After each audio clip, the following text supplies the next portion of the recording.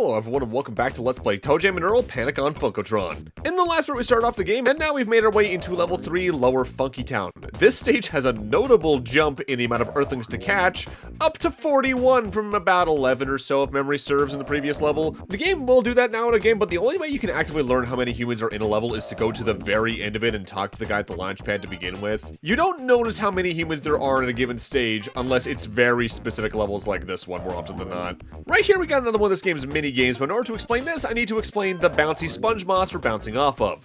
It works like a lot of trampolines do in video games, where if you hold down the jump button upon landing on it, you'll bounce higher and higher up to a certain point. But there are two notable factors about it. For one thing, your starting momentum is kept in mind, so if you jump onto the moss from higher, you'll bounce higher by default. Also, while you will always gain some height as long as you press down the jump button and hold it at the right time, you gain more height faster if you land directly on your feet. The way the minigame we just did works is that upon depositing the coin in the parking meter, you go up in the air and you need to then do as many high jumps as you can while also spinning in midair while holding left or right on the D-pad. The more times you get the jump timing down right upon landing on the moss, as well as spin in the air, you can get up to 1,000 points per jump. You can get from a 0 all the way to a 10 on that minigame. I've gotten full 10s on it maybe once or twice period though, because I always forget to start holding left and right immediately because that first bounce still counts. And here is Trixie's secret rendezvous point. This is one of this game's several secret types. Hello, TJ. Trixie, is that you? Yes, it's really me. It's good to see you again. What are you doing here? You found one of my super secret Funk Orbs. Whenever you find one, it will call me and I'll appear. Cool. Then I'll give you a special power that will last you until your next catapult ride. Awesome! Here's your first power. Until you leave this level, you'll have unlimited coins. Thanks, Trixie. Good luck, and may the funk be with you. So while a majority of the game's secrets either hold points for you outright or healing items, Trixie is always an outright power-up, but what the power-up is depends on the location you find her in. That one, for instance, is always unlimited coins for the rest of this level. Some levels even have more than one place you can find her. Oh, TJ, it's you. What's up? Yo, Snood. I'm looking for Earthlings.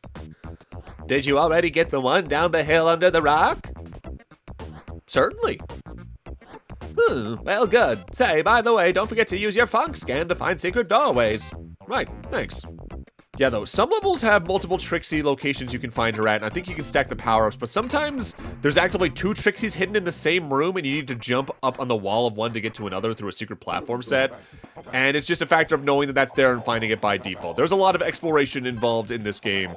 At times on levels that border on God dang it with the way they implement a certain other mechanic we haven't talked about yet, namely that funk meter on the bottom left where I have 46 funk. By pressing one of the three face buttons, I think it's C with my current button setups, but it can be any of the other two depending on your control setup.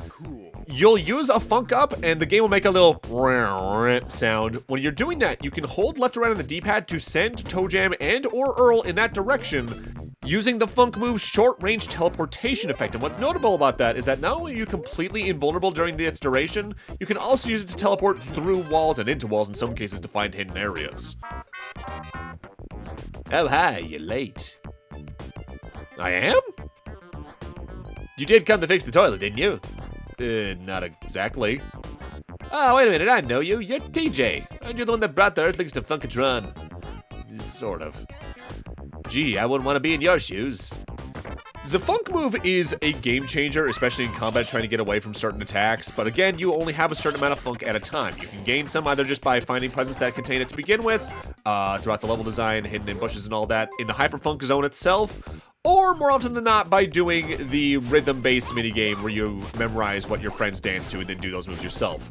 Speaking of which, I think I forgot to mention last time, that specific minigame, while your friends will do moves in a certain rhythm, you do not have to follow that rhythm. You just need to actively put in the correct inputs.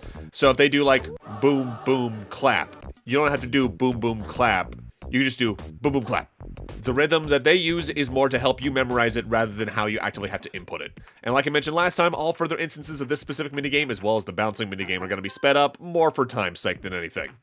Also, because there are technically cutscenes tied to doing this minigame, something I should note about conversations with NPCs in this game.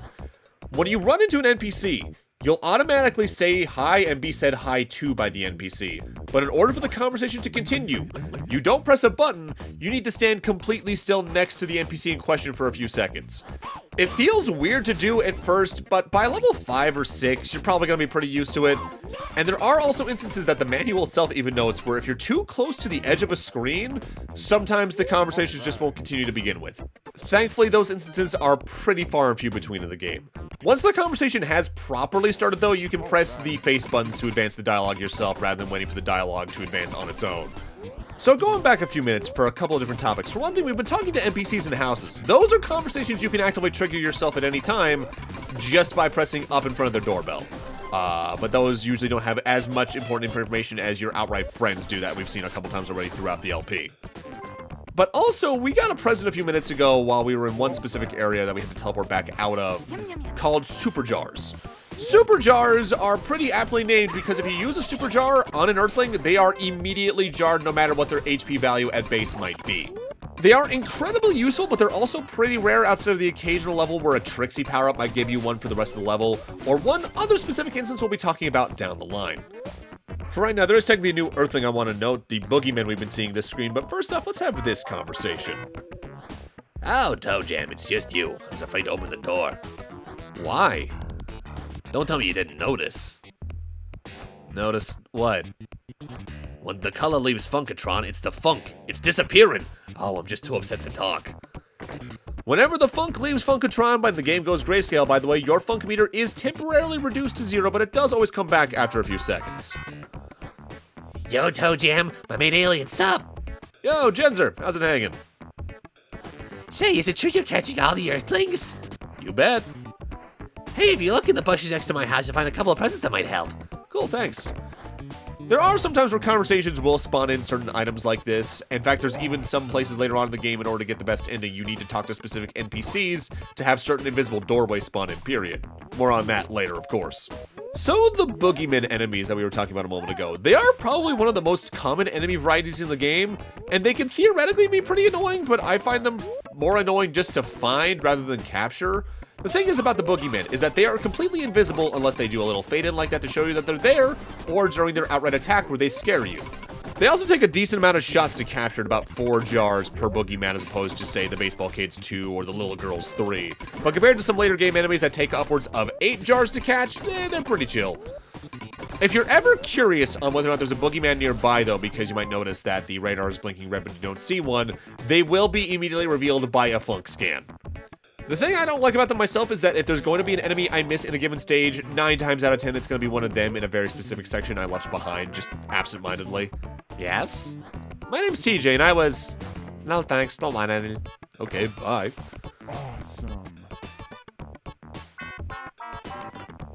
Hey, Toejam, is that really you? Yeah? Cool, I have a super secret, awesomely special info for you, Toejam. Highly classified, you know what I'm saying? I guess.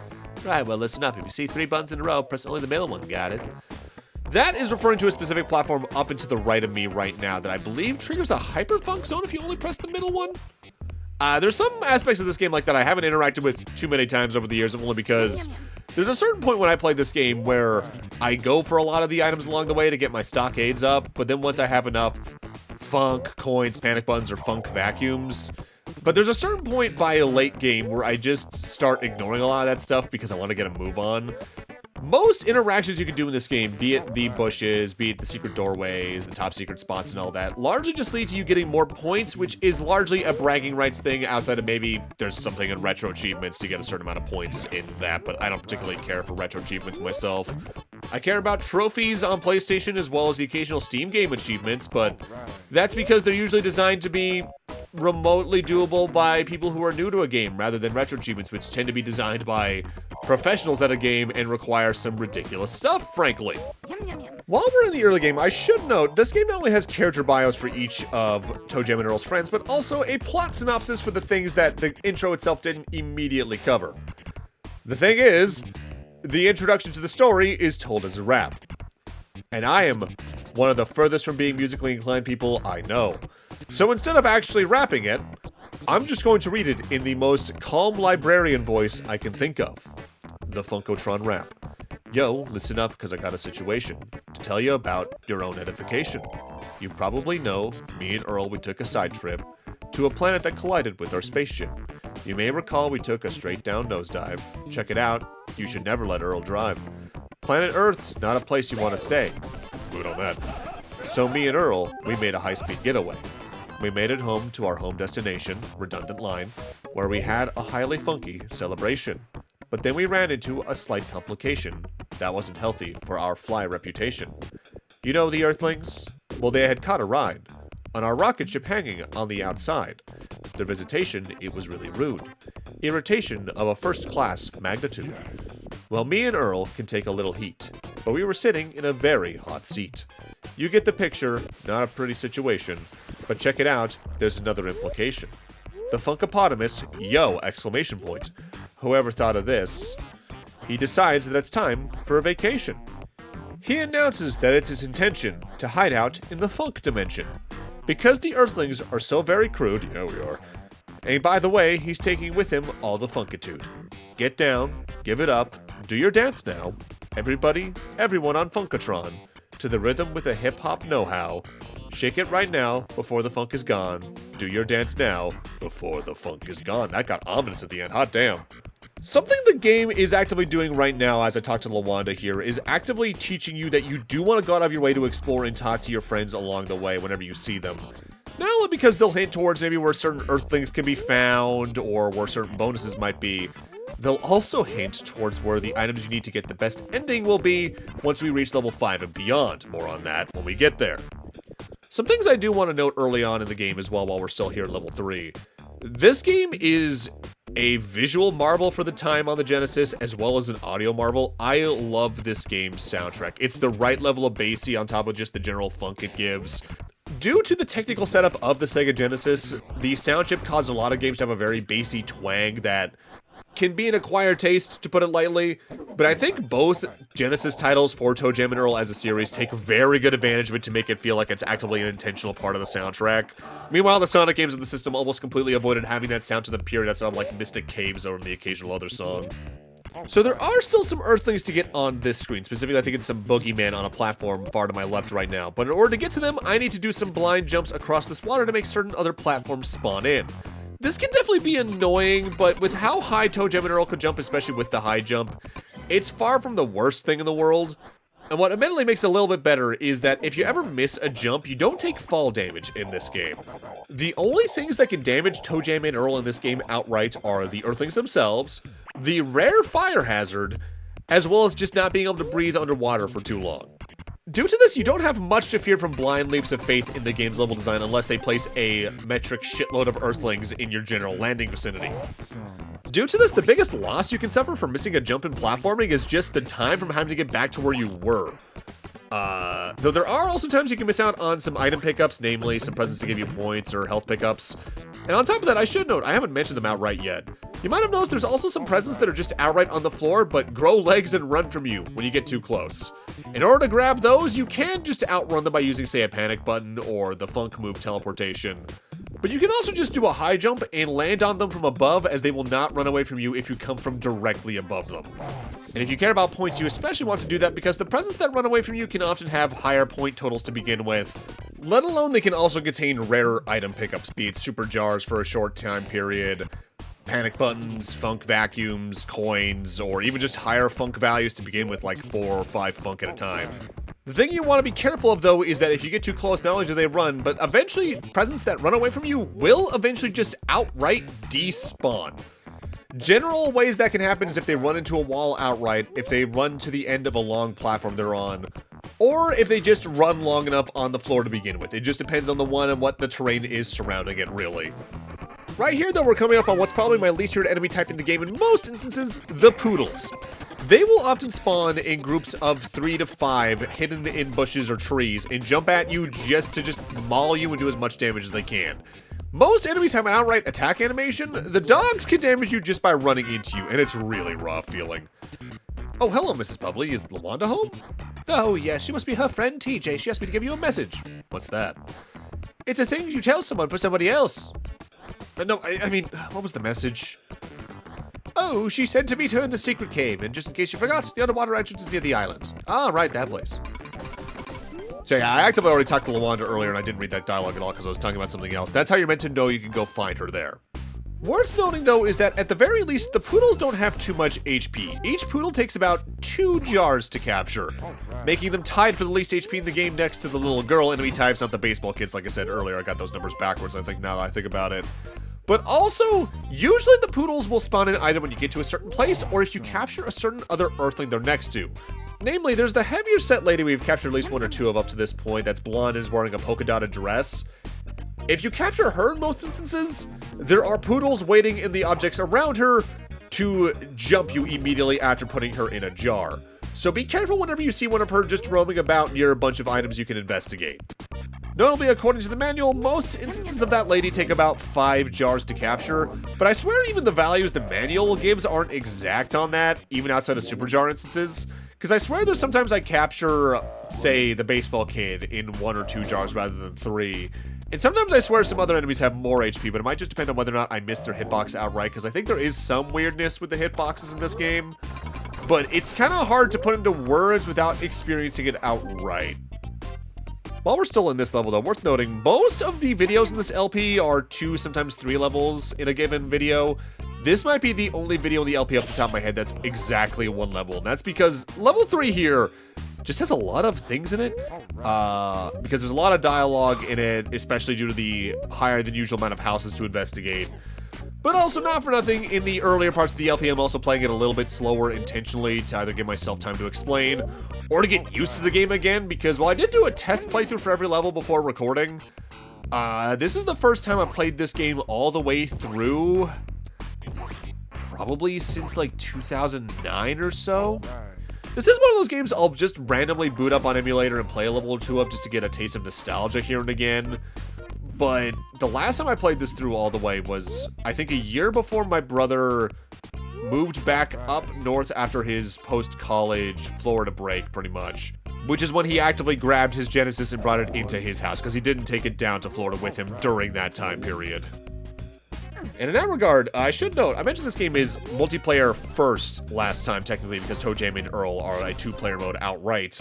I did play this game in multiplayer here and again with my mom and my brother, but we seldom got too far into the game, if only because, not for nothing, while the first Toejam and Earl can be a very good multiplayer game, even if it's outside of my tastes, and the most recent game kind of leans back into that. Panic on Funkotron, I find, just plays outright better in single player for a couple of reasons, the camera thing I brought up last time being one of them, but also just, I think it's easier to react in combat situations when you're on your own, even though there are times they will just mob you with earthlings. Due to that, though, there is a mechanic in this LP we're never going to see, in that there's actively a way to share health in multiplayer. Namely, if one player is low on health, but the other is decently high on health, they can get next to each other, face each other, and then squat. Doing so will make Toejam and Earl high five, and thus average out their health. It's kind of like sharing health in the modern Kirby games in the multiplayer by touching each other after you get a food item, which, there are better ways I could have phrased that, I just realized, but, oh well. That's level 3 all wrapped up, though, one of the longer levels in the game relative to the point you're at, but overall a pretty smooth journey outside of maybe finding some secrets here and again. But with that, I'm gonna need to end this off here. Thank you guys for watching, and in part 3, moving on into stages 4 and beyond. See you guys then.